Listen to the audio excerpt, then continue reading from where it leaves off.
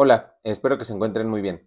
El día de hoy voy a grabar unos pequeños ejemplos que tienen que ver con el tema de diferenciabilidad para funciones reales de varias variables. Entonces, antes de abordar los ejemplos, me gustaría recordar brevemente algunos conceptos que son importantes, pues para poder definir este concepto de diferenciabilidad y en general pues poder resolver de manera pues un tanto rápida los ejemplos, ¿no? Y en general pues problemas que tienen que ver con la diferenciabilidad de funciones de varias variables.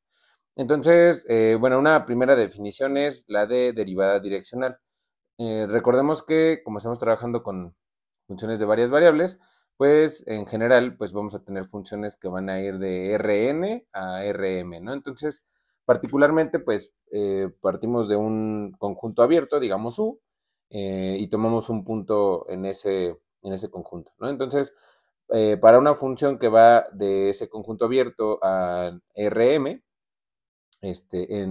digamos, en el punto A, pero en la dirección de un vector unitario, digamos, v, entonces se define a la derivada direccional como este límite. Claro que pues esta derivada direccional va a existir siempre que el límite exista, ¿no? En ese sentido es importante mencionar esta primera definición, pues porque vamos a requerir hablar de derivadas parciales. Entonces recordemos que pues una derivada parcial no es otra cosa que la derivada direccional, pero aplicada a los vectores canónicos, ¿no? Entonces aquí pues justo hago esta pues observación, ¿no? Que la jésima derivada parcial de la función en el punto A simplemente va a ser la derivada direccional, este, digamos, de la función evaluada en el punto, pero con la dirección del jésimo vector canónico, ¿no? Entonces, aquí pues recordemos que este vector canónico pues no es otra cosa que el vector cuya jésima entrada es 1 y todos los valores distintos de la jésima entrada son ceros, ¿no? Entonces, para nuestro caso de ejemplo que siempre podemos abordar, pues podemos dar ahí como una buena interpretación geométrica y pues analizar con resultados que conocemos, pues es el caso en el que tenemos n igual a 2 y m igual a 1, ¿no? En ese caso, pues recordemos que estamos pensando pues funciones de dos variables, ¿no? Digamos en particular, pues podremos pensarlas en general de R2 a R, ¿no? Ahora, para este caso particular, pues las derivadas parciales, digamos, la parcial de la función con respecto a x evaluada en un punto particular del dominio de la función, digamos a, b, pues es justamente la derivada direccional en la dirección del canónico E1, mientras que la parcial con respecto a y de la función f en el punto a, b, pues es simplemente la derivada direccional, pero ahora con dirección del canónico E2, ¿no? Ahora, en este sentido de dar una interpretación geométrica, pues recordemos que eh, estas derivadas, pues no son otra cosa que la tasa de cambio de digamos, de la función f de x evaluada en el punto a, b, y que va a estar, digamos, esa tasa de cambio va a estar medida en la dirección de los ejes positivos, ¿no? X y Y, que pues eso tiene sentido puesto que estamos tomando a los canónicos 1 y E2, ¿no? Entonces, respectivamente, medimos a las tasas de cambio respecto al eje positivo X y al eje positivo Y. Ahora, en ese sentido, pues la derivada direccional, ya en un vector arbitrario que no necesariamente sean los canónicos, pero que sea unitario, v, pues va a ser simplemente la tasa de cambio de nuestra función de dos variables, medido ahora, o sea, respecto a la distancia desde el punto A, B, y a lo largo de un rayo que va a tener como dirección al vector unitario, ¿no? Entonces, en el plano XY, pues podemos trazar, digamos, al vector unitario V y en ese tomarnos, pues, un rayito en el que vamos a estar midiendo, pues, esta tasa de cambio, ¿no? De cómo crece la función, pues pues desde el punto A, B en el dominio y en la dirección del vector unitario.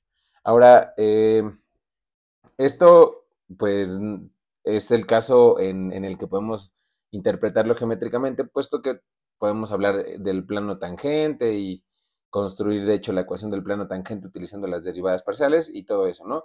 Ya cuando, pues, pasamos a n igual a 3 o, en general, un n natural, pues ya ahí empieza a ser, digamos, un poco más complicado visualizar estos conceptos, puesto que ya son dimensiones altas, pero aún así pues podemos ir generalizando estos resultados, ¿no? Entonces, la intuición siempre nos permite como ir extendiendo nuestros resultados y por eso es importante que lo entendamos bien, al menos para el caso particular de una función de dos variables. Y en general, pues ya cuando queremos hablar de derivadas parciales o de derivadas direccionales para una función cuyo dominio, digamos, es un conjunto abierto en Rn, pues siempre es más fácil hacerlo a través de una función auxiliar a la que podemos llamar phi, ¿no? Entonces, digamos, vamos a construir a una función real, phi, que va a estar definida al menos en primera instancia en un, digamos, intervalo determinado por una constante positiva, una constante epsilon. Entonces recordemos que aquí pues esto es equivalente a tomarnos el intervalo menos epsilon, epsilon. Entonces en la recta real pues estaríamos diciendo que la función phi al menos en principio pues va a estar definida en ese abierto. En general pues puede estar definida en todo R, pero en principio pues basta con que la tomemos aquí porque vamos a hacer un análisis puntual. Ahora, ¿de qué nos sirve esta función auxiliar o en qué relaciona al concepto de derivada direccional? Pues en el hecho de que vamos a tomar para cada número real t, pues vamos a estar evaluando o obteniendo un valor real dado por una función, en este caso, pues f evaluada en a más t veces v. Ahora, ¿dónde aparece este, eh, esta expresión? Pues aparece precisamente en la definición de la derivada direccional. Ahora, bueno, bajo esta idea, pues debe ser claro que estamos pensando funciones que van, digamos, en primera instancia, ahorita en este caso como de utilizar esta función auxiliar de Rn a R, ¿no? Para que, pues en efecto, esto de aquí, digamos, la imagen de esta función evaluada en este vector, pues sea un número real, ¿no? Y entonces aquí pues ya tendría sentido pensar que phi es una función real de variable real. Entonces, la intención de utilizar esta función auxiliar para este tipo de ejemplos, pues es porque nosotros ya sabemos resultados de la derivada real, y en ese sentido es que, pues, utilizando esta definición de esta función auxiliar, pues podemos notar que la derivada de esta función evaluada en cero, pues por definición no es otra cosa que este límite, ¿no? El límite entre, bueno, del cociente de phi de t menos phi de cero sobre t, ¿no? Cuando t se aproxima a cero. Ahora, en el caso de que el límite exista, pues precisamente este phi' de cero, pues no es otra cosa que la derivada direccional de la función evaluada en A y con dirección el vector unitario V. Y bueno, un segundo concepto que es importante es el de diferenciabilidad. Entonces, recordemos que estamos trabajando con funciones de varias variables, es decir, ya no necesariamente es el caso real, y por ello es que pues, nos gustaría extender este concepto de función diferenciable para este caso, ¿no? Entonces, para ello, pues, en la definición de que una función sea diferenciable, una función de varias variables en algún punto A, en este caso, pues, digamos, tomamos a un conjunto abierto de Rn y a una función que va de ese abierto a Rm, y vamos a decir que para un punto en el abierto, digamos A, la función va a ser diferenciable en dicho punto siempre que exista una transformación lineal, digamos, df de A, que va a ir de Rn a Rm, tal que este límite sea igual a cero. Entonces aquí tal vez hay que tener un poco de cuidado con la notación, así como está escrito, pues esta es la función o la transformación lineal para cada A, ¿no? Aquí no es que estemos evaluando la en A, sino para cada A fijo a una de ellas. Y de hecho, pues se puede probar que pues si existe esta transformación lineal, pues en efecto es única. Entonces, pues recordemos que esta transformación lineal lo que está haciendo es darnos la mejor aproximación lineal de la función.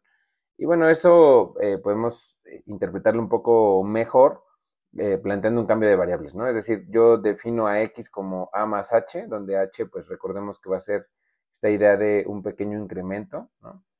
Y pues yo defino entonces a la función g de x como f de a más la transformación lineal aplicada al vector x menos a. Entonces, esta función g, pues al sustituir esto acá arriba, pues simplemente me estaría diciendo que G es la mejor transformación lineal, lineal y afín que va a aproximar a la función f en un entorno alrededor del punto A, ¿no?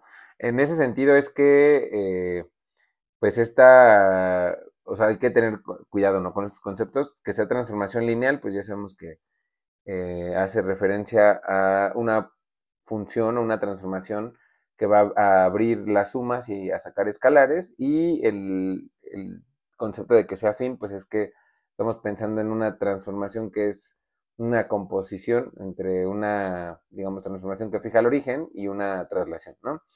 Y bueno, para el caso, ya en varias variables, pues puede ser un tanto difícil tratar o poder visualizar estos conceptos como gráficamente, pero, o sea, como que esta definición de que sea el plano tangente a la gráfica, pues al menos para una dimensión, digamos, chiquita, como n igual a 2 y m igual a 1, es decir, funciones que nos determinan superficies, pues sí podemos como ir asociando gráficamente estos conceptos, ¿no? De plano tangente y de mejor aproximación lineal.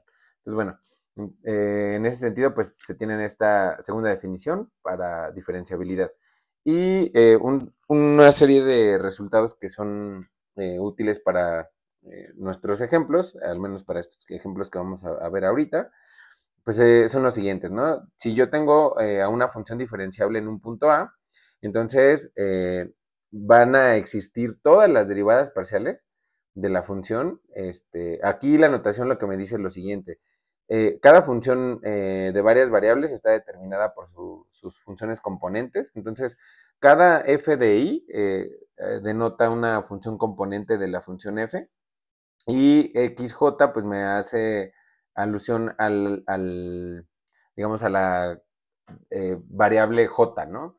Es decir, puedo tener eh, más que solo x, y, z, ¿no? Es más que tres variables, o sea, puedo tener n variables, y en ese sentido es que voy a ir variando cada una de estas derivadas parciales, considerando qué tantas variables tengo. Y pues bueno, formo una matriz que es llamada la matriz jacobiana, utilizando a estas derivadas parciales, ¿no? Es decir, esta notación lo que me está diciendo es que la entrada i, j de la matriz, pues está constituida por la derivada parcial de la iésima función coordenada respecto a la jésima variable, ¿no? Bueno, otro resultado es que la derivada direccional está relacionada con la matriz jacobiana de la siguiente manera, es decir, si la función es diferenciable, entonces yo puedo obtener a cada derivada direccional en términos de este producto de matrices, que es pues la matriz jacobiana multiplicada por el vector unitario, ¿no? Ahora, en el caso o como corolario de este resultado, pues es que para el caso en el que yo tenga una función de Rn a R, digamos diferenciable, pues simplemente puedo calcular a la derivada direccional como el producto punto entre el gradiente de la función, que es el vector cuyas componentes son las derivadas parciales, producto punto con el vector unitario, ¿no? Entonces, bueno, veamos ejemplos puntuales de esto. El primer ejemplo es el siguiente. A mí me dan una función, digamos, f que va a ir de R3 a R, es decir, una función escalar, toma vectores como valores y me devuelve un número real. Entonces, esta función está bien definida para todo punto en R3. Notemos que es una suma de números reales, pero esta suma de números reales está bien definida para cualquier punto x, y, z, puesto que la primera parte o el primer sumando es el producto de cada coordenada y la segunda pues es la exponencial del producto de la primera coordenada con la segunda coordenada al cuadrado. Entonces esta función está bien definida en R3. Ahora, ¿qué pasa o qué puedo hacer con esa función? Pues en particular puedo describir algunos de los elementos que acabamos de definir o que acabamos de recordar, como el de la derivada direccional, por ejemplo, ¿no?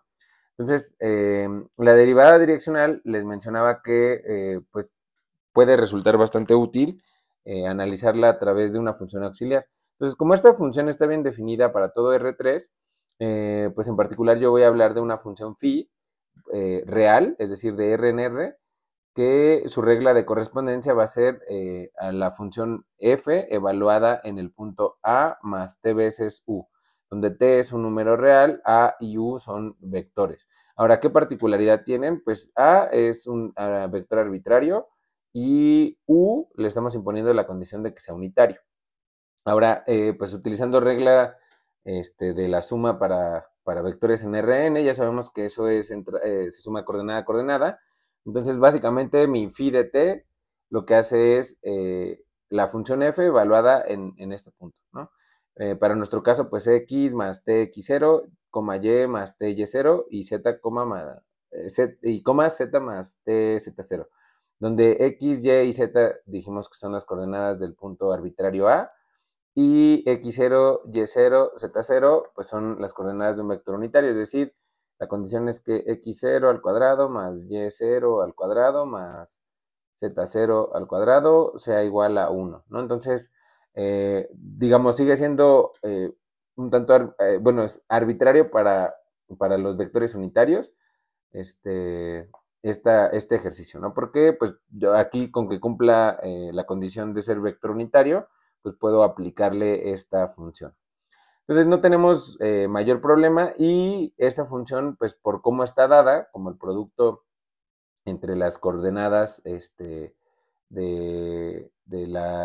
cada vector, es decir, aquí tengo la primera coordenada multiplicada por la segunda coordenada y eso por la tercera coordenada y le sumo la exponencial de este producto de números reales, que está bien definido para todo número real, entonces no hay problema y está bien definida y por tanto es una función, bueno, en particular pues es continua y es diferenciable, ¿no? Por lo mismo, tenemos productos de funciones diferenciables y tenemos una exponencial de un producto de funciones diferenciables, entonces ya sabemos que la composición de funciones diferenciables, pues en el caso, en este caso particular que es la exponencial, pues vuelve a ser diferenciable y aquí también, ¿no? No tenemos mayor problema.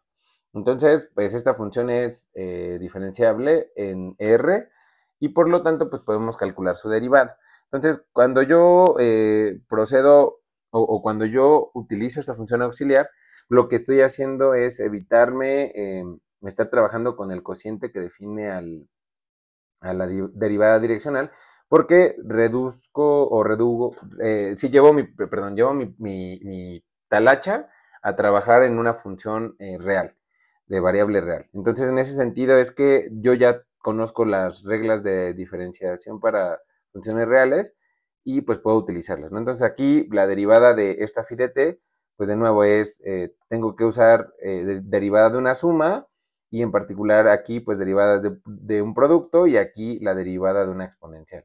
Entonces, utilizando precisamente esas reglas, yo ya sé que x0, y0, z0 son constantes arbitrarias o sujetas a esta condición, pero son constantes, al igual que x, y, z. Entonces, la variable aquí es t. Entonces, utilizando ese hecho, pues tengo esta primera parte, bueno, esta primera parte correspondiente con la derivada de este producto de términos que contienen a t, ¿no? Y para la derivada de la exponencial, pues de nuevo utilizo regla reglas de diferenciación. Aquí tengo digamos, una regla de la cadena para esta función. Bueno, de la derivada de la exponencial utilizando esta composición de funciones. Bueno, entonces, en ese sentido es que, pues ya tengo aquí explícitamente phi' de t.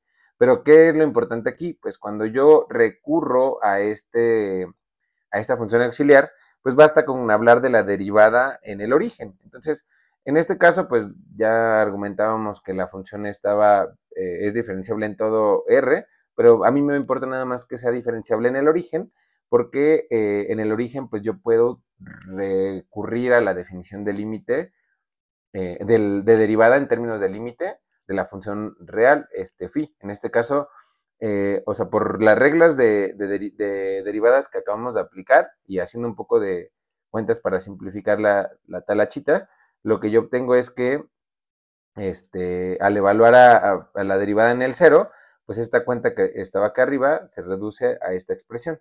Ahora, por otra parte, por la definición de la derivada en términos de límite, pues yo sé que f' en el cero, pues no es otra cosa que el límite de este cociente, ¿no? Que es la función en, digamos, 0 más t menos phi de 0, ¿no? Pero pues 0 más t simplemente es t y eso dividido por t y ahora tomo límite cuando t tiende a 0. Entonces esto simplemente es derivada, bueno, regla o la definición de una derivada en términos de límite, ¿no? Entonces en particular aquí pues en el 0. Y pues por cómo construí yo a la función phi de t, pues yo ya sé que phi de t pues es f evaluada en a más t veces u, y f en 0 pues es simplemente f de a. Entonces esto de aquí, como yo ya sé que existe y ya di explícitamente quién es, pues justo esto coincide con la definición de la derivada direccional de la función f evaluada en un punto o en un punto arbitrario x, y, z en la dirección de un vector igual arbitrario u, pero que es unitario, ¿no? Entonces, ya tengo de manera explícita a esta derivada direccional. Ahora, lo que les mencionaba es una definición que surge a partir de las derivadas, digamos, direccionales, es el de derivada parcial.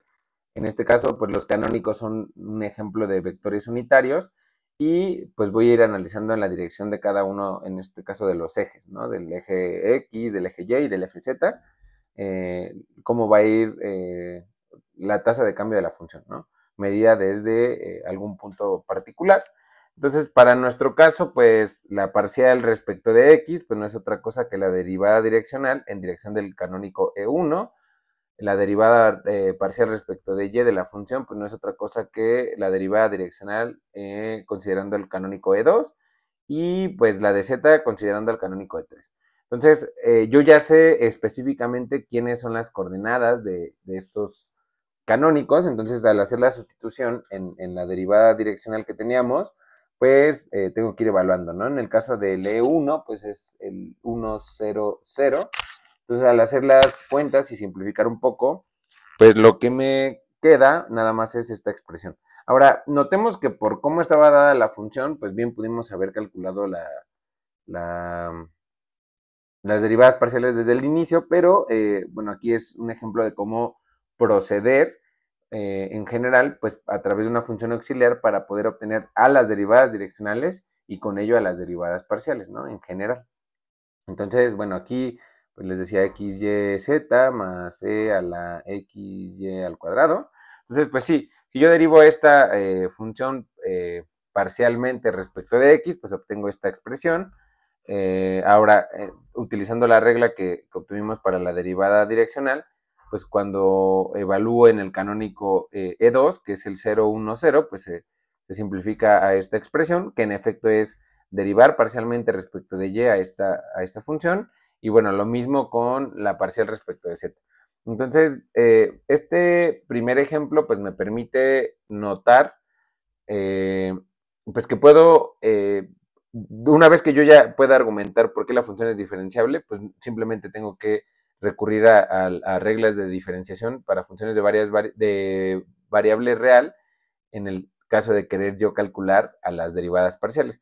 Pero en general, pues siempre este camino de plantear o definir una función auxiliar, pues nos permite ahorrarnos o argumentar, digamos, como la existencia de esa derivada direccional en términos de la existencia de la derivada en el origen de una función real. Entonces, como que ahí, pues ya tenemos al menos otra herramienta o otro camino para poder calcular las derivadas direccionales y pues con ello las derivadas parciales. Ahora, esta función desde el principio pues podríamos haber dicho que es diferenciable porque es una suma de funciones diferenciables, entonces pues ya sabíamos que las derivadas parciales existen, ¿no? Entonces pues justo ahí pudimos habernos saltado esto y simplemente derivar. Pero bueno, en este caso, ya que sabemos que existen las derivadas parciales, pues podemos hablar del gradiente de la función en cualquier punto arbitrario A, digamos con coordenadas x, y, z. Entonces, el vector gradiente, pues es el que está formado por cuyas componentes, pues son las derivadas parciales, ¿no? Entonces, en este caso es la parcial respecto de x, la parcial respecto de y y la parcial respecto de z. Y, bueno, podemos verificar que, en efecto, cada una de estas derivadas parciales, derivadas direccionales, perdón, pues se puede obtener como el gradiente producto punto con el vector unitario, ¿no? Entonces, pues, en efecto, si consideramos un vector unitario, x0, y0, z0, pues si yo hago producto punto con digamos, con este vector, pues voy a recuperar lo que inicialmente calculamos por acá, ¿no? Entonces, pues, un camino sería calcular, digamos, a las parciales y con ello calcular la matriz de derivadas y luego obtener pues, cada una de estas derivadas direccionales usando este resultado, o bien, pues, calculo las derivadas direccionales y con ellas calculo a las parciales, ¿no? Entonces, como que tenemos ya, al menos aquí, dos formas de proceder, ¿no? Una es argumento la diferenciabilidad y luego obtengo la matriz de derivadas parciales, que es la matriz jacobiana, y con ella las derivadas direccionales, o bien propongo a mi función auxiliar y con ellas, con esta función, pues determino a las derivadas direccionales y en particular pues a las parciales, ¿no? Entonces, pues ahí ya hay como un primer camino para poder hacerlo. Ahora, un segundo ejemplo es ya una función que no necesariamente va a ir de Rn a R, ¿no? Sino en este caso, pues, si a mí me dan a f como una función vectorial, es decir, va a tomar vectores y me devuelve vectores, pues en este ejemplo particularmente me dice, o sea, quitémosle al espacio, pues le quitamos el origen y nos devuelve valores en R3, ¿no? Entonces, tomo vectores, obtengo vectores. Y la regla es la siguiente, ¿no? En la primera función componente tengo el cociente entre 3, 3 entre x cuadrada más y cuadrada más z cuadrada. En la segunda componente tengo el producto de x con y en la tercera de x con z. Entonces, pues esa función está bien definida, puesto que el único problema que tendría esta función sería en el origen, precisamente porque estamos haciendo este cociente, pero pues si le quitamos el origen ya no hay nada de qué preocuparnos. Ahora, en particular, la función f2 y f3, que son las que anoto por acá, pues están bien definidas en todo R3, pero pues al restringirlas a un dominio más chiquito, pues no hay problema, ¿no? Nada más le quitamos un punto, entonces siguen siendo continuas, diferenciables, etc. Entonces, estas funciones son diferenciables. Ahora, una manera rápida de argumentarlo, pues es que es un producto de funciones diferenciables, o bien, pues podremos calcular sus derivadas parciales, ver que son continuas, y pues ya, ¿no? Mencionar que como existen y son continuas, pues son diferenciables. Entonces, aquí es más pues ir ejemplificando los resultados, ¿no? O lo que ya tenemos. Entonces, yo ya sé que tengo esta matriz, yo ya sé que, perdón, ya sé que tengo esta función que es diferenciable eh, en R3 menos el origen, puesto que sus funciones componentes son diferenciables en R3 menos el origen. Ahora, en ese sentido es que yo puedo hablar de la matriz derivada, ¿no? Entonces, como ya sé que la función es diferenciable, pues, perdón, existen todas sus derivadas parciales, Y esas derivadas parciales son las que forman a la matriz jacobiana, ¿no? Ahora, la matriz jacobiana, recordemos que era una matriz que iba a depender, el tamaño dependía de, en este caso, los espacios en los que iba la función, en este caso va de R3 a R3, entonces pues esta es una matriz de 3×3, pero es importante ir reconociendo cómo se forma esta matriz jacobiana, ¿no? Hace rato nada más había escrito jacobiana la definición de esta matriz en términos de la coordenada i, j de la matriz, como la derivada de la, digamos, componente iésima respecto a la coordenada jésima, ¿no? Entonces, esto ya en un ejemplo pues se puede ir viendo más claro. ¿Por qué? Pues lo primero que me dan es la parcial respecto de la primera función coordenada, es decir, de f1 respecto a la primera variable. Entonces, la matriz jacobiana o bien la puedo ver como formada por matrices columna o por matrices renglón, ¿no? Como matriz columna, ¿qué es lo que tengo? Pues cada columna o cada vector columna que conforma esta matriz, pues va a ser el de las derivadas parciales respecto a cada variable. En este caso, la primera columna, pues es todas las derivadas parciales de cada función, f1, f2 y f3, pero respecto a la misma variable, en este caso a la primera variable. Luego, la segunda componente, el segundo vector columna que conforma la matriz, pues es simplemente la derivada parcial de cada función componente, pero respecto a la misma variable, en este caso a la segunda. Y por último, lo mismo con las zetas. Ahora, si lo quiero pensar como una matriz formada por vectores renglón, pues lo que tengo que considerar es que ahora cada renglón está fijo para la función coordenada, es decir, el primer renglón pues corresponde al renglón de derivadas parciales de la primera función componente respecto a cada variable. Entonces es la parcial respecto a x, la parcial respecto a y y la parcial respecto a z, pero de la primera función componente. Y pues así me sigo, ¿no? El segundo vector como renglón, pues sería el de las derivadas parciales de la segunda función componente y por último, pues de la tercera función respecto a cada variable. Entonces no hay como forma de pues ya aquí confundirnos porque o bien es una matriz formada por vectores columna, considerando a cada variable, o bien como una matriz de vectores renglón, considerando a cada función, ¿no? Entonces, bueno, aquí ya queda y, pues bueno, aquí ya es solamente realizar de forma explícita pues, los cálculos, ¿no? La primera componente, pues, tendríamos que derivar utilizando reglas de derivación, en este caso, pues, del cociente, y como vamos a derivar respecto a cada variable, pues, en el caso de la primera, pues solo sobrevive un 2x y bueno, el signo menos, pues ya sabemos que sale de considerar que tendríamos un cociente y pues nos resulta un menos 6x, aquí un menos 6y y aquí un menos 6z. Ahora, las únicas que cambian un poco son las otras porque pues la segunda componente o la segunda función componente no depende de z, entonces cuando yo derive parcialmente respecto de z, pues aquí sería un 0, ¿no? O sea, esta sería un 0. Y lo mismo como la tercera componente no tiene términos en y, pues cuando yo derive parcialmente respecto de y, pues sería 0. Entonces esta es la matriz jacobiana de esta función. Ahora, de nuevo, pues podemos decir más cosas, ¿no? O sea, si quisiéramos argumentar, por ejemplo, la diferenciabilidad de la función f sin recurrir como a la definición, pues lo que yo puedo hacer es, ok, calculo o argumento por qué las derivadas parciales existen en el conjunto en el que yo estoy analizando la diferenciabilidad y argumento porque esas son continuas. Entonces, estas funciones, así como las tenemos, estas derivadas parciales, pues existen y son continuas para todo punto en R3 sin el origen, ¿no? O sea, cuando yo le quito el origen, ya no tengo ningún problema. Entonces, estas derivadas existen para todo R3 sin el origen y son continuas en todo R3 sin el origen. Entonces, como eso pasa, pues yo puedo concluir que la función es diferenciable. Ese es un resultado que tenemos ya a la mano. Entonces, pues ya la función podemos decir que es diferenciable en R3 sin el origen.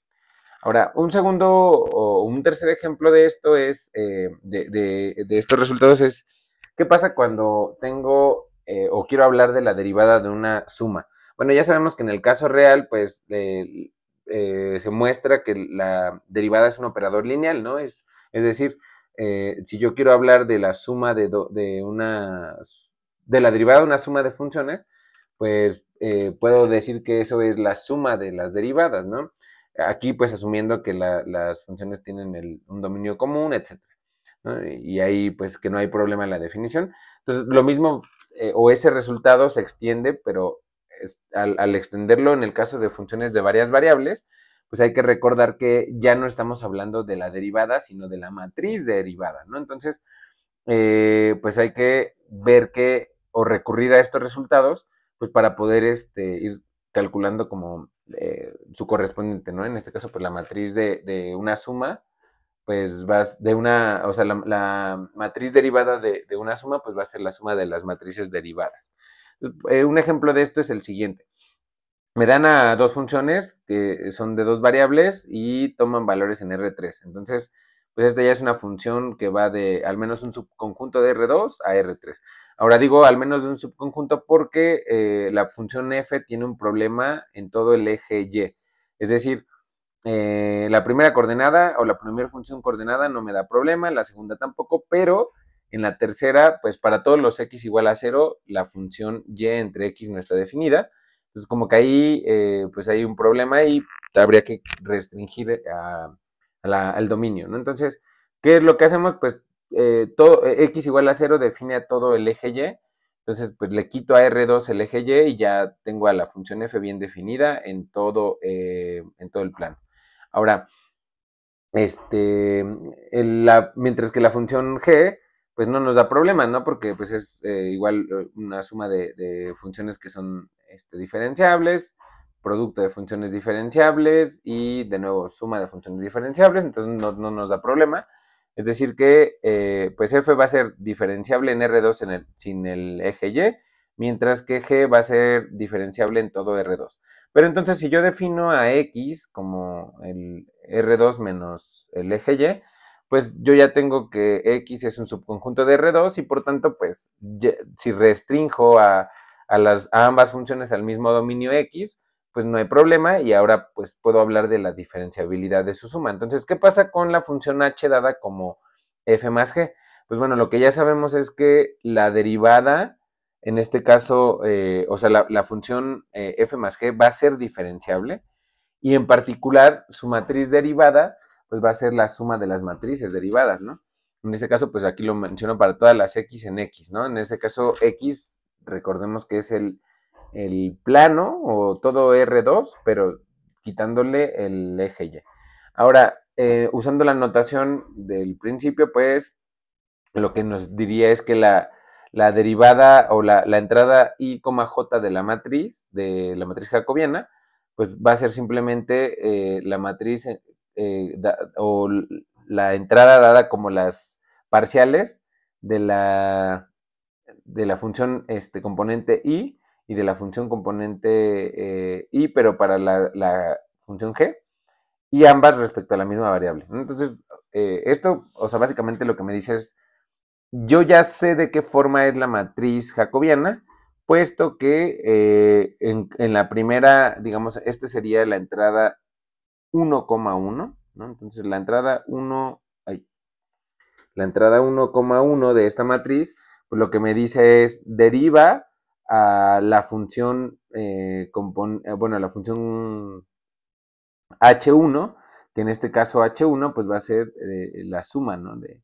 Digamos, esta, y a cada una de esos sumandos lo derivamos parcialmente respecto a la primera coordenada. Entonces, a ver, la derivada de x más y parcial respecto de x, pues simplemente me queda 1, que es lo que aparece por aquí.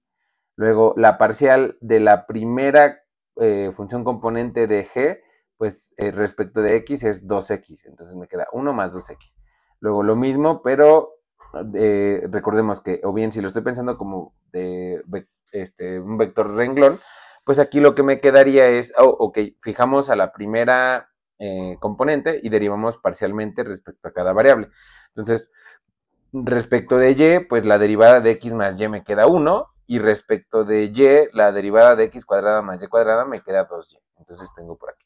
De manera similar, pues aquí tendría este vector columna de las derivadas parciales de cada componente, pero respecto de x, y el vector columna de las derivadas parciales de cada componente, pero respecto de y, ¿no? Entonces, bueno, ya tengo aquí pues la matriz jacobiana. Esto es importante, pues ir viendo que si quisiéramos proceder, por ejemplo, por la definición de diferenciabilidad, aquí empezaría a ser un tanto latoso, porque aquí ya tenemos una matriz que es de tamaño 3×2, es decir, tengo 3 renglones y 2 columnas, ¿no? Pero en ese sentido, cuando yo trate, o si yo tratara como de calcular este límite de la definición de diferenciabilidad, o sea, yo ya sé que esta matriz, pues me definiría a una transformación lineal, ¿no? Pero, pues ya empieza a ser un poco latoso estar arrastrando a esta matriz y estar efectuando el producto con cada uno de los vectores y luego haciendo estas operaciones, ¿no? Entonces, argumentar la diferenciabilidad de la función utilizando la definición puede ser bastante latoso. De hecho, aquí, pues, esta matriz de derivada, pues es digamos, mi candidata a hacer la transformación lineal. Y en ese sentido es que, como yo ya tengo esta matriz de derivadas y cada una de estas derivadas parciales, pues puedo argumentar que que existe y es continua en todo X. En este caso, recordemos que X era el plano sin el eje Y. Pues entonces, como ya eso sucede, pues derivadas parciales y continuas implican la diferenciabilidad. Pues al menos yo ya puedo garantizar que la función es diferenciable en ese sentido, ¿no? Y ya di explícitamente quién es su matriz de derivadas. Entonces, bueno, un segundo ejemplo, pues es precisamente ver un cuarto ejemplo, perdón, es ver cómo se complican las cosas cuando tratamos de calcular o verificar la diferenciabilidad de una función utilizando la definición, porque pues hay que recurrir al límite, ¿no? Entonces la definición me dice, primero propone una transformación lineal, o bien a la matriz que define esa transformación lineal, y luego muestra que el límite es el cero, ¿no? Entonces ahí puede ser bastante pesado estar haciendo eso, y si lo veo, o sea, en este ejemplo, pues nada más es una función de 2 variables y que toma valores reales, entonces aún así, pues se empieza a complicar. Si ya tratamos de hacer eso en varias variables, pues sí, ya es mucha talacha. Entonces, lo ideal sería, pues sí, recurrir a resultados, ¿no? Como lo que mencionaba. Existencia de derivadas parciales, continuidad de las derivadas parciales, y con eso garantizamos ya el resultado. Entonces, bueno, este ejemplo es justo, contiene una de las funciones componentes que aparecen por acá, que es un cociente. Entonces, las funciones cociente, de hecho, pues es una de las operaciones que utilizamos como normales, ¿no? En los números reales, que es decir, la división. Entonces, lo que se puede probar o lo que vamos a verificar es que en efecto la división de números reales define una función que es diferenciable, pero es diferenciable siempre y cuando la segunda componente no sea cero. Es decir, veamos que esta función es diferenciable en cualquier punto u de la forma a, b en R2 con b un número distinto de cero. Esto para garantizar que no se indetermina, ¿no? la expresión al dividir entre cero. Entonces, bueno, pues ya sabemos que la matriz como candidata o la matriz que definiría la transformación lineal, pues es la que está formada por las derivadas parciales. Para nuestro ejemplo, pues como solamente son 2 variables, pues solo tenemos estas 2 derivadas parciales. En este caso, la derivada parcial de la función f respecto de x, pues me quedaría 1 entre y, pero cuando yo la evalúo en el punto a, b, pues me queda solamente 1 entre b.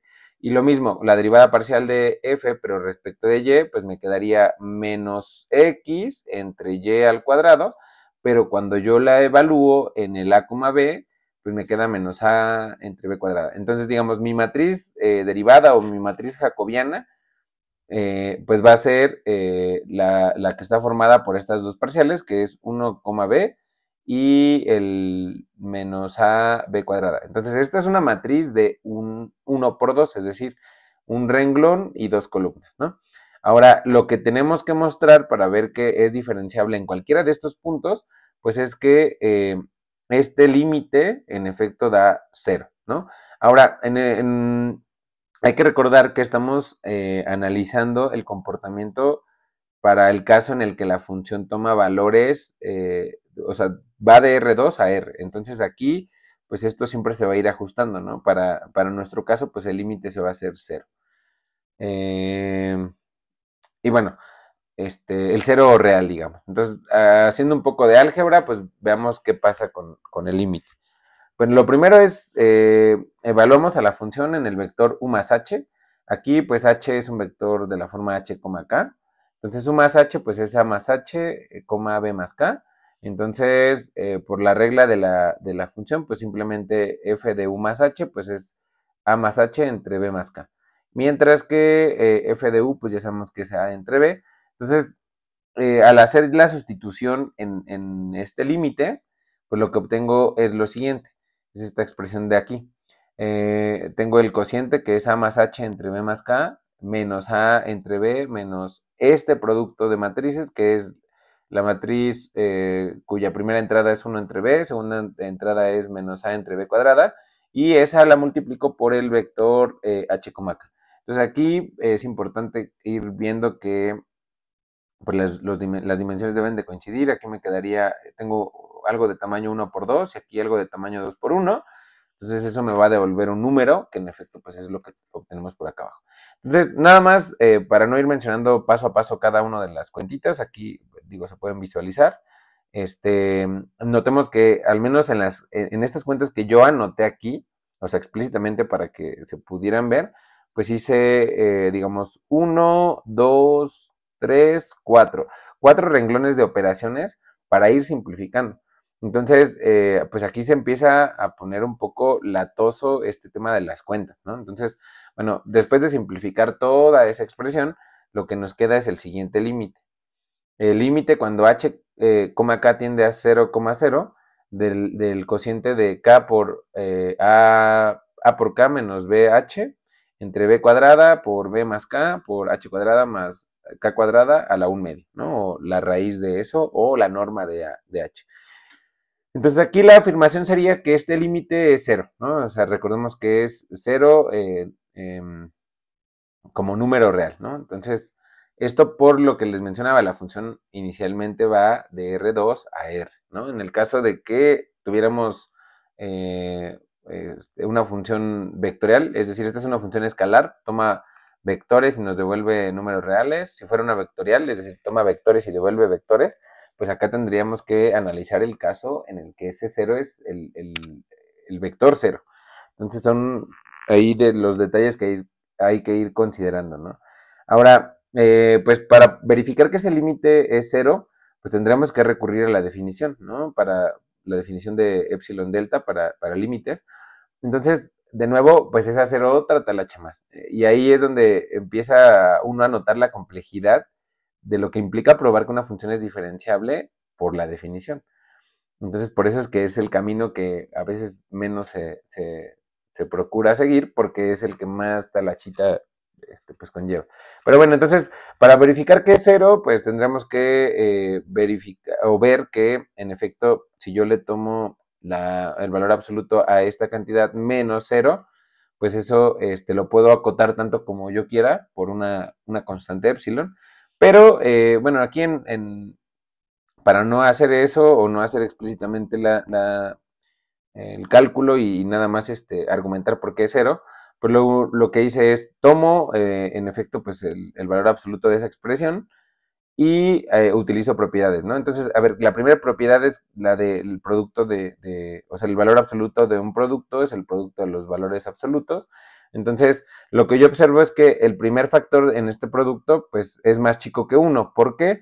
Pues yo ya sé que el valor absoluto de k siempre es más chico que la norma del vector h, en este caso que h cuadrada más k cuadrada, dado que la función raíz cuadrada es creciente y pues en particular aquí estamos tomando el límite cuando h, k se aproxima al 0, entonces pues en particular no puede ser del 0, por lo que pues digamos, podemos garantizar, ¿no? Que esto es estrictamente mayor que cero, si queremos, y ya con eso no hay tema, no hay problema, y podemos notar que esta expresión siempre es más chiquita que 1. Ahora, lo siguiente es, ¿qué pasa con esta cantidad? Pues si queremos hacerlo por la definición, pues se puede, pero hay que de nuevo hacer una cuentita ahí y estar dando el epsilon y el delta adecuado. Sin embargo, aquí ya no es difícil convencerse de que este límite, cuando h y k tienden al 0, 0, pues vale 0, ¿no? Entonces, digamos, aquí es, pues tal vez hacer la cuenta si la quieren hacer de manera explícita para proponer al delta que nos funciona, pero aquí en particular, pues recordemos que b es una cantidad distinta de 0, entonces en particular esta expresión no es 0, y pues por tanto, cuando h y k tienden a 0, pues la expresión del numerador siempre se va a 0, y pues ya tendríamos ahí que este límite en efecto nos da 0. Entonces, pues este límite igual a 0 y esta cantidad menor o igual a 1, pues implican que este límite de acá arribita sí es 0.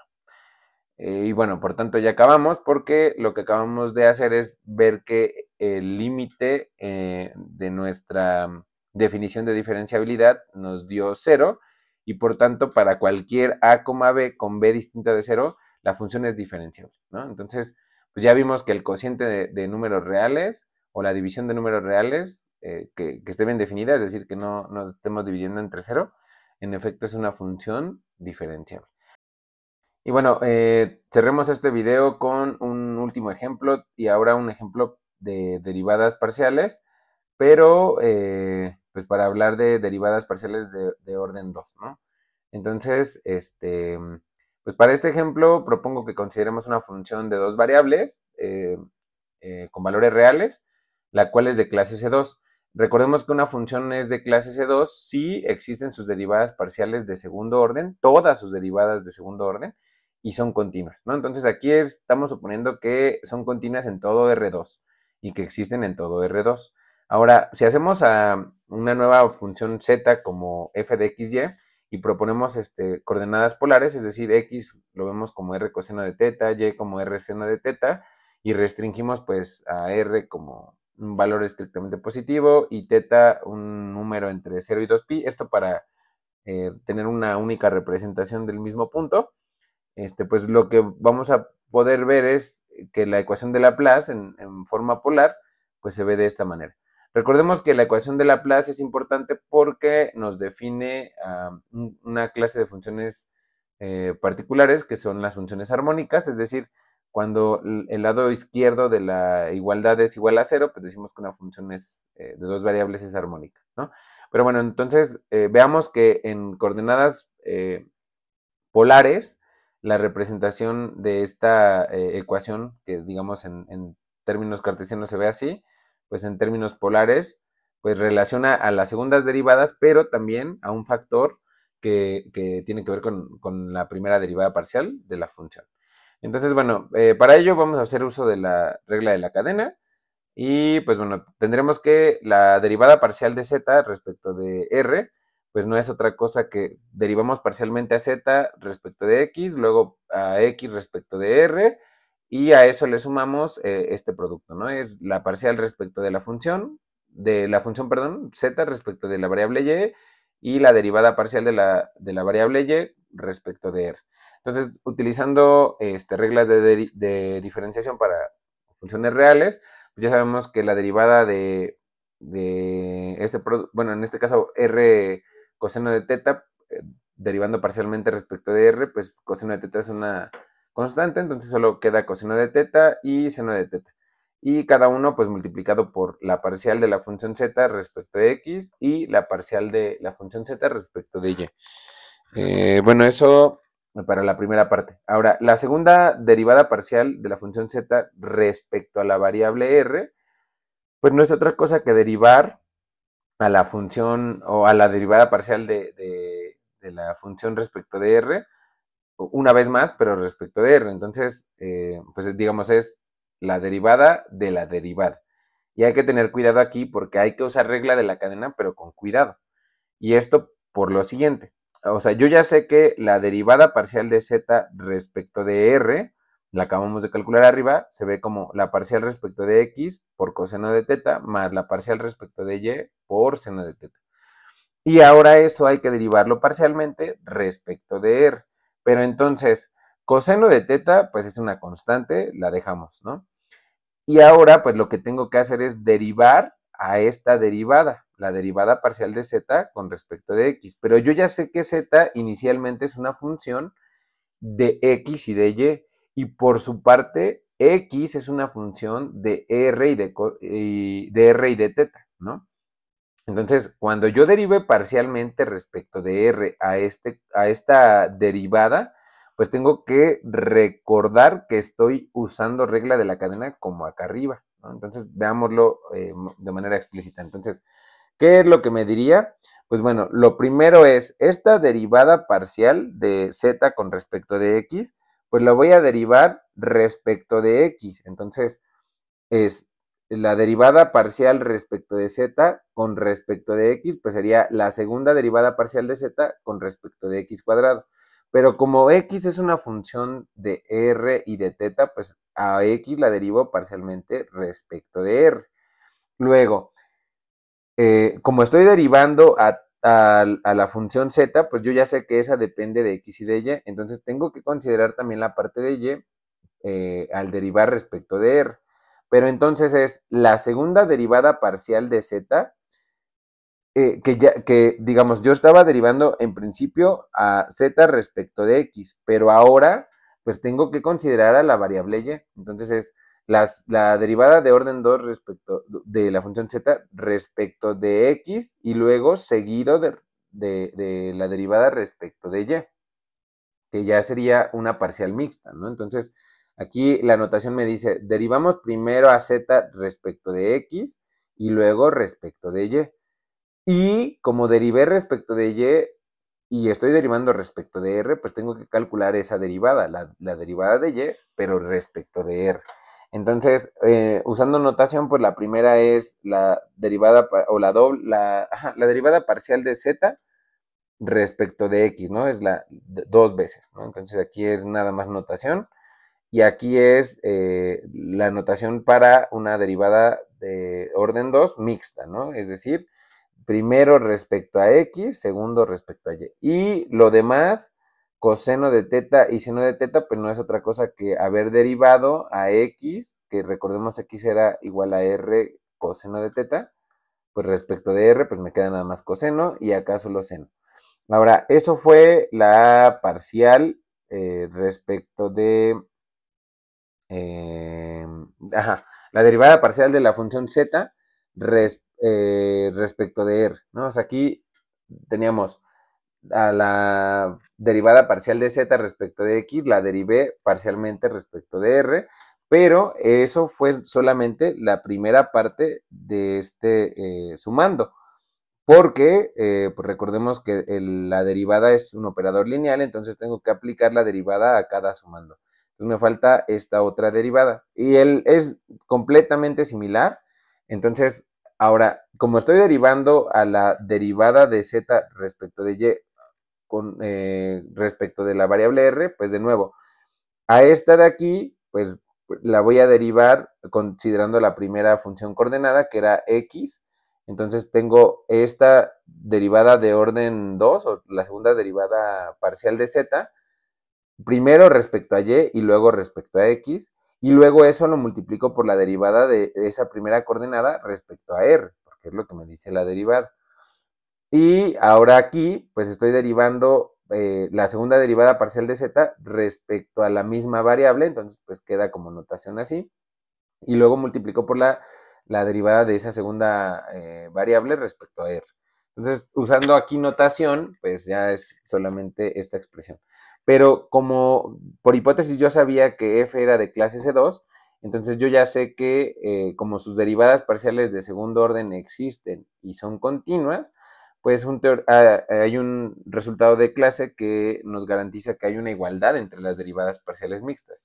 Y eso, pues, a la hora de sustituir en la derivada de orden 2 respecto a la variable r, pues me permite simplificar muchas cosas. ¿Por qué? Pues en principio tenía coseno de teta por esta derivada, más seno de teta por esta otra derivada, pero yo observo que aquí tengo la derivada parcial de z respecto a x, respecto a y respecto a y luego respecto a x, pero esas son iguales, entonces al hacer la suma me queda dos veces la derivada parcial de la función z respecto a x y respecto a y, multiplicado por el seno de teta, coseno de teta. Y las otras pues ya son las de orden 2, pero respecto a la misma variable. Entonces hasta ahí no hay problema. Ahora, hacemos exactamente lo mismo para el caso de las segundas derivadas, pero respecto de la variable teta. Entonces, derivar parcialmente respecto a teta, en la primera parte es completamente similar, regla de la cadena, y bueno, al utilizar regla de la cadena ya de forma pues simplificada me queda esta expresión.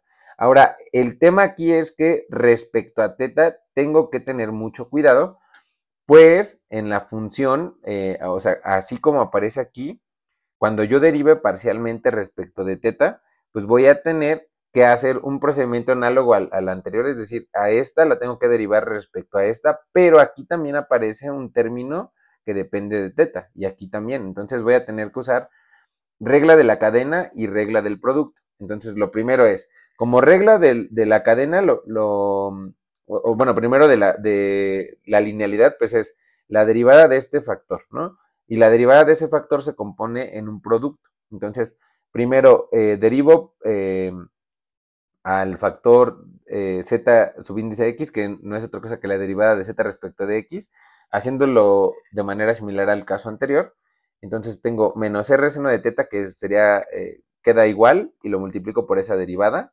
Y luego derivo al término menos r seno de teta, que antes lo consideré constante, pero entonces ese me queda como un menos r coseno de teta, porque pues la derivada de menos r seno de teta pues es simplemente menos r coseno de teta, y este queda fijo, ¿no? O queda constante. Y este otro factor pues sería el de haber derivado a esta respecto a teta. Me queda r coseno de teta, su derivada es menos r seno de teta, y la parcial de z respecto de y queda constante, pero me faltaría considerar a r coseno de teta multiplicado por la derivada de la parcial de z respecto de y por la derivando parcialmente respecto de teta. Entonces sí se vuelve bastante latoso. Pero bueno, entonces aquí, de nuevo, aquí es simplemente regla de la cadena, aquí también es simplemente regla de la cadena, y una vez que simplificamos y usamos notación, pues ya nos queda esta última expresión, ¿no? Que sería r cuadrada, seno cuadrado de teta, por la parcial de z respecto a la misma variable, o sea, la segunda derivada parcial respecto a la misma variable. Aquí este mismo factor aparece, pero ahora respecto a la segunda variable, que sería y. Y lo que cambia ahora es que me apareció este factor, menos r multiplicado por la parcial de z respecto de r. ¿Por qué? Pues aquí de nuevo utilicé el hecho de que las parciales de las mixtas son iguales, porque la función es de clase C2. Entonces, si comparamos con lo que teníamos antes, este factor y este factor y este factor también aparecen aquí, pero hay un término que no aparece antes. Entonces, por eso es que cuando hacemos o agregamos este factor para poder cancelar.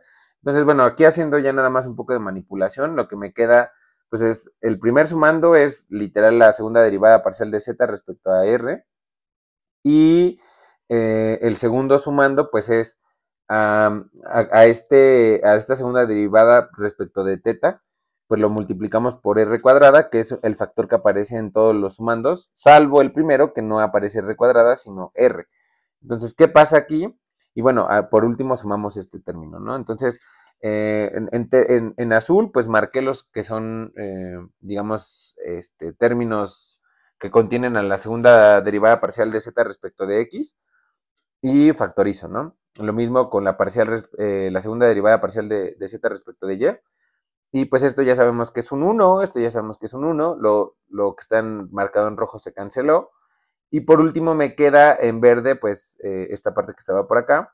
Pero ¿qué pasa con el último pedazo? Pues este 1 entre r cuadrada multiplicado por menos r, pues solamente me queda menos 1 entre r, y le estoy sumando eso, entonces pues en efecto solo sobreviven las segundas derivadas parciales de x y de y, o sea, con respecto de x y de y de la función z, pues que ya en notación es esto, ¿no? Entonces, pues sí, esta forma polar, pues coincide con esta ecuación cartesiana de la ecuación de Laplace.